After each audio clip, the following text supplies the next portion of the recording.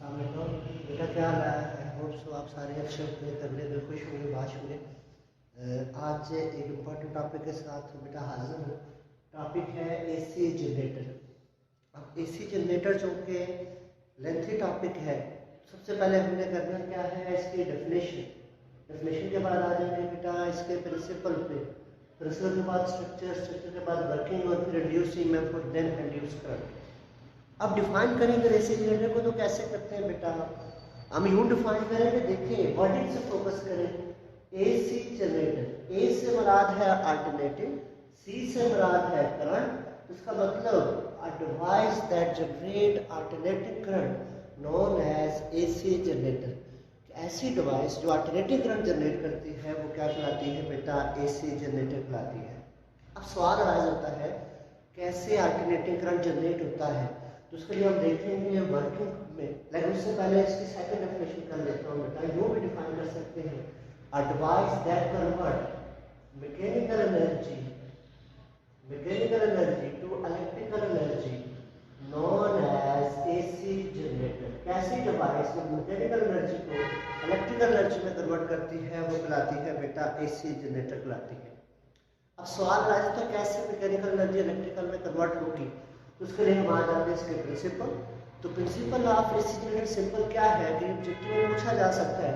तो principal of AC generator is Faraday law of electromagnetic induction, that is rate of change of flux induce EMF.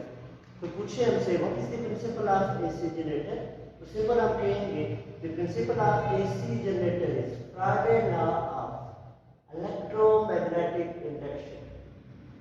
Faraday law of electromagnetic induction क्या है बेटा, Faraday law of electromagnetic induction अगर हम बात करें तो simply rate of change of current induce EMF, this is the principle of AC generator. जो rate of change of current है वो ईएमएफ इंड्यूस करता है, ये क्या कहलाता है इसका प्रिंसिपल। प्रिंसिपल के बाद आ जाते हैं बेटा इसके स्ट्रक्चर पे। देखिएगा स्ट्रक्चर में कहता है सिंपल, अगर हम बात करें तो एसी जनरेटर कंसिस्ट करता है एक मैग्नेट पे।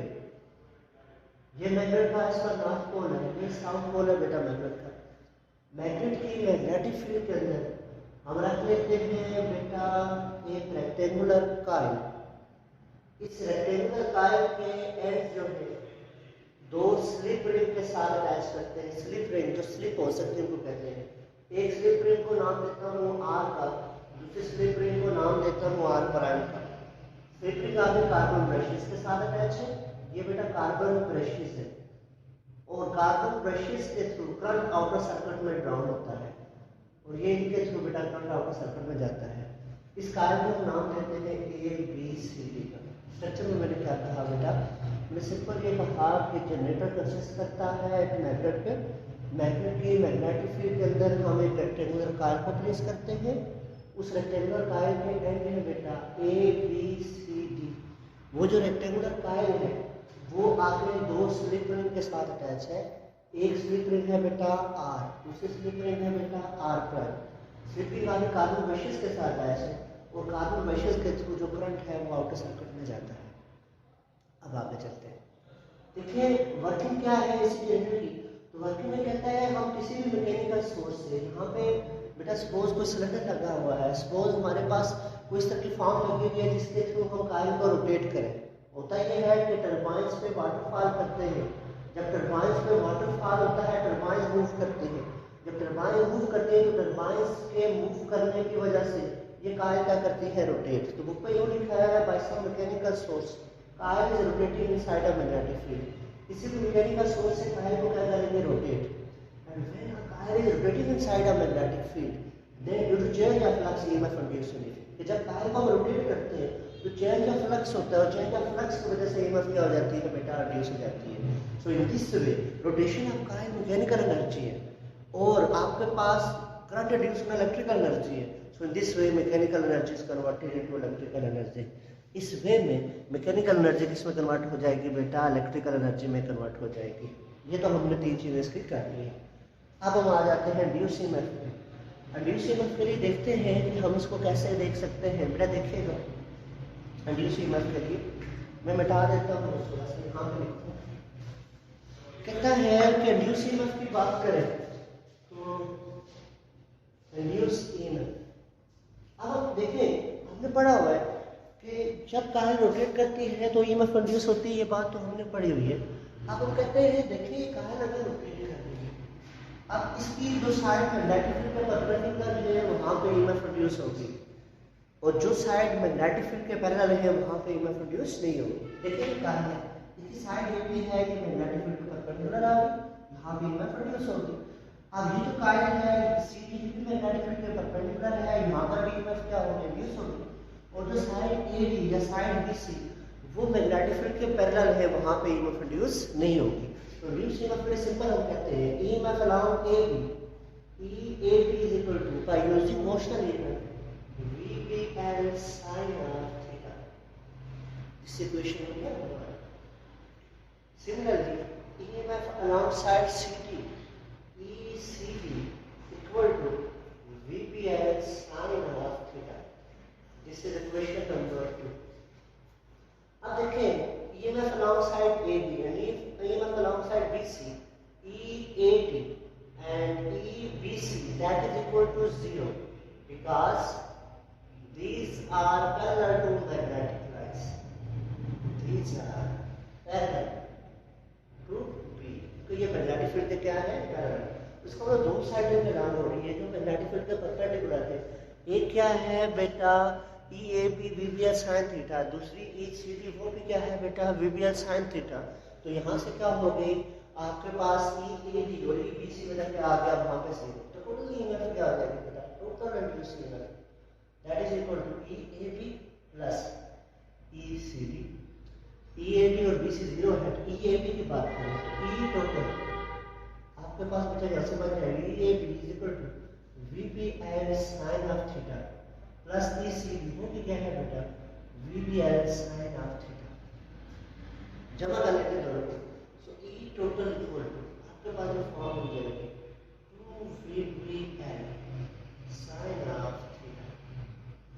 This is equation number 3। अब देखिए ये टोटल ईएमएफ तो आ गई है।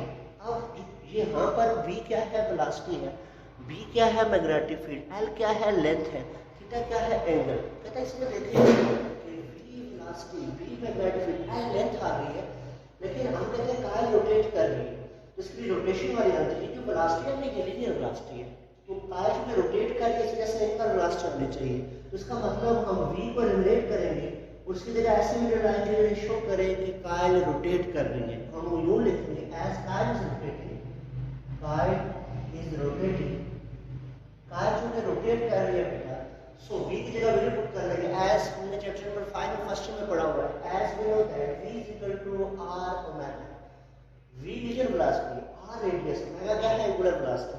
तो यहां से देखें बेटा आप पुट करेंगे जब वैल्यू तो E total equal to V की जगह value R omega VL sin of theta.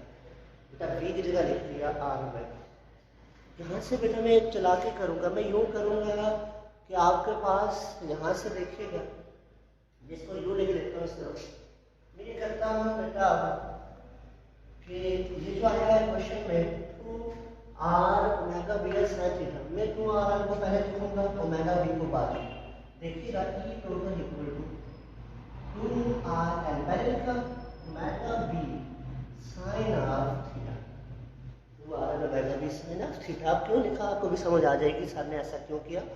देखिए आप कायल है, यहाँ पर देखेंगे कायल है आपके पास जो रोटेट कर रही थी, इस कायल का ये रेडियस है, यहाँ सेंटर से लेकर एच तक का डिस्टेंस रेडियस होता है। अब देखें यहाँ से लेकर यहाँ तक रेडियस है, यहाँ से लेकर यहाँ तक भी रेडियस है, इसका मतलब ये हुआ इसकी टोटल विड्थ बन रही है कायल की, विड्थ जो बन रही है वो 2R बन रही है, क्योंकि यहाँ से लेकर यहाँ तक R, यहाँ से यहाँ तक R, टोटल विड्थ क्या होगी 2R। और यहाँ L क्या है इसकी लेंथ, और लेंथ इसकी क्या आ रही है बेटा L, इसका मतलब यहाँ से ये हुआ 2RL यानी length multiply by width that is equal to area of coil. इधर देखिए ये क्वेश्चन है 2RL लगा भी sin of थीटा, इसमें 2R विड्थ है, L लेंथ है, तो उसका मतलब यहाँ से ये हुआ बेटा कि 2RL that is equal to area of coil. ये क्या आ जाएगा एरिया, इसकी जगह वैल्यू पुट कर देते हैं बेटा, E total is equal to 2RL की जगह A omega V sin of theta. अब ऊपरी हम कहते हैं अगर कहा गया नंबर ऑफ टर्न्स का नाम एक गोल चक्कर को कहते हैं मीटर टर्न्स। अगर एक नंबर ऑफ टर्न्स रुका है तो उसका मतलब इक्वेशन ये बन जाएगी कि E total is equal to NA omega B sin of theta। NA omega B sin of theta, this is equation number A। This is required total EMF induced in AC generator। ये total EMF है जो किसके अंदर induce होती है बेटा, AC generator के अंदर। लेकिन हम ये चाहते हैं कि मैथमेटिकल फॉर्म को प्रॉपर करें। ये तो ये है आपके पास n omega B sine of theta, हम चाहते हैं इस रिलेशन को और मॉडिफाई करें। अगर रिलेशन को और मॉडिफाई करना है तो हम ये कहते हैं कि जब थीटा होता है 90 डिग्री उस वक्त EMF जो होती है वो मैक्सिमम होती है। EMF क्या होती है, मैक्सिमम। और जब थीटा 90 EMF मैक्सिमम, और मैक्सिमम EMF को हम रिप्रेजेंट करते हैं E मैक्सिमम को E नॉट से। हम किसे रिप्रेजेंट करते हैं, E नॉट। हम कहते हैं सपोज क्वेश्चन नंबर 1 की बात करते हैं, जब थीटा 90 होगा तो जो EMF प्रोड्यूस होती है वो मैक्सिमम है, और मैक्सिमम EMF को हम किससे रिप्रेजेंट करते हैं, E नॉट से। इसका मतलब यहाँ से हुआ E की जगह मैं क्या लिख सकता हूँ, E नॉट मैक्सिमम EMF को E nought to to maximum को शो कर रहा हूँ equal to NA omega B sine of 90 degree. अब बच्चा देखें साइन ऑफ 90 की मैं बात करूँ तो साइन 90 होता है 1, E nought is equal to NA omega B sine 90 बना। इसका मतलब ये हुआ कि NA ओमेगा B, या फिर मैं कहता हूँ E nought is equal to N omega AB दबाव, ताकि बच्चों को याद रहे। ये देखें दबाव इसको कह रहा हूँ इसलिए याद है। N से बना क्या है नंबर ऑफ टर्न, A से बना दिया ओमेगा एंगुलर वेलोसिटी D में डायरेक्टली, तो इसका मतलब N ओमेगा B या दबाव N ओमेगा AB जहाँ पर भी लिखा होगा वहाँ पर हम क्या लिख सकते हैं, E नॉट लिख सकते हैं। तो क्वेश्चन नंबर 1 में देखें ये N A ओमेगा B की वैल्यू E नॉट है, तो क्वेश्चन नंबर A में पुट कर लेते हैं। Putting this value in A, put in A में पुट करें इसको N A ओमेगा B की जगह E not, so E total is equal to E nought sin of theta। E total is equal to E nought sin of theta। This is proper form of total EMF produced in AC generator। ये proper form है किसकी बेटा, EMF produced in AC generator की, जो क्या है बेटा ET is equal to E nought sin of theta। कहता देखें this form does not give accurate result। ये जो फॉर्म है हमें एक्यूरेट रिजल्ट नहीं देती। क्यों नहीं देती, कहता देखिए यहाँ पर जो थीटा का फैक्टर है, थीटा हम मेजर नहीं कर सकते। Why, we can not measure theta, we can not measure theta. हम थीटा को मेजर नहीं कर सकते। सवाल आता होता है क्यों, because coil is rotating. Coil क्या कर रही है बेटा, रोटेट कर रही है। कॉइल रोटेट कर रही है तो डिग्री की फॉर्म में थीटा को मेजर नहीं कर सकते, डिग्री की फॉर्म में, क्योंकि बस रोटेट करिए, कभी उसका एंगल होगा 0, कभी उसका होगा 30, कभी उसका 40, तो वो एंगल मेजर करना हमारे लिए क्या होगा, मुश्किल। तो यहाँ से हम थीटा को क्या करते हैं बेटा, एलिमिनेट। अब थीटा को अगर एलिमिनेट करते हैं तो कैसे करेंगे, हम कहते हैं हमने फर्स्ट ईयर में पढ़ा हुआ है कि एज हम जानते हैं फर्स्ट ईयर में कि थीटा इज इक्वल टू, हमने पढ़ा हुआ बेटा omega is equal to theta by T, omega theta by T, और theta is equal to omega T. Theta is equal to omega T, ये फर्स्ट ईयर में last year definition से theta is equal to omega T. ये जो omega है ये क्या है, एंगुलर वेलोसिटी। और ओमेगा किसके ऊपर होता है बेटा, और जो ओमेगा की बात करें तो ओमेगा बेचारा होता है 2 पाई f के, तो ये पड़ा हुआ है या r, ओमेगा किसके ऊपर होता है बेटा 2 पाई डिवाइडेड बाय t। तो देखिए theta is equal to omega t, तो कंप्लीट रिवोल्यूशन के लिए, क्योंकि हमने कहा थीटा को रिलेट करते हैं ताकि रोटेशन वाला को साइन आ जाए, तो उसके लिए हमने लिखा theta is equal to omega t. Omega किसके जगह बेटा या 2 पाई f, ये simple 2 pi divided by t, और ये स्मॉल टी का स्ट्रेनिस्ट है, तो थीटा की जगह यहां पर लिखते हैं ओमेगा की जगह value 2 pi divided by capital T multiply by small T. इसमें 2 पाई रिवोल्यूशन को, कैपिटल टी टाइम पीरियड को, और स्मॉल टी इंस्टेंटेनियस टाइम का शो कर रहा है। स्मॉल टी इंस्टेंटेनियस टाइम और कैपिटल टी टाइम पीरियड को, कंफ्यूज ना होइएगा बेटा। थीटा की ये वैल्यू पर पुट कर लेते हैं, so e t is equal to e nought sin of 2 pi divided by t multiply by t।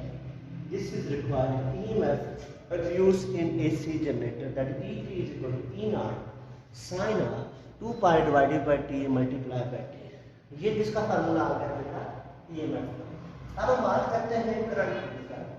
Current क्या होगा जो जनरेट होता है किसके अंदर, AC जनरेटर के अंदर। की बात करें तो करंट क्या है बेटा, देखिएगा कहता है करंट देखते हैं करंट। तो कहता है करंट को जब भी हम फाइंड करते हैं तो हमेशा से सर आप ही हमें ये बताते हैं कि ओम लॉ यूज करें। तो यहाँ पर ओम लॉ को सिंपल यूज कर लेते हैं as I is equal to E by R. जैसे होता है I is equal to V by R, तो V की जगह ये लिखा है, परेशान ना होइए। E सिंपल में क्या रहता है, ये E टोटल है, ये E टोटल बेसिकली क्या है, इसको E की लिख देते हैं। तो I is equal to E की जगह value E naught sine R 2 pi divided by T multiply by T divided by R। इसको लिख सकते हो बेटा I is equal to E naught divided by R into sine R 2 pi divided by T multiply by T।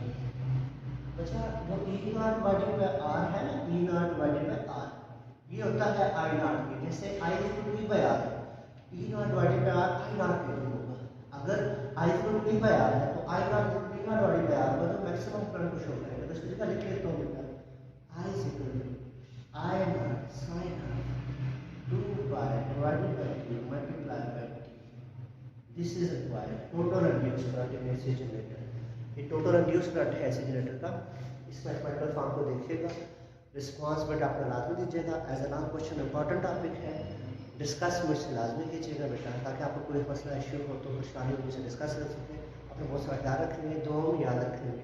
हर एक को दुआओं की ज़रूरत है बेटा, मेरी दुआएं भी आपके साथ हैं, आपकी दुआओं की मुझे ज़रूरत है। अपना बहुत सारा ख्याल रखेंगे। अल्लाह।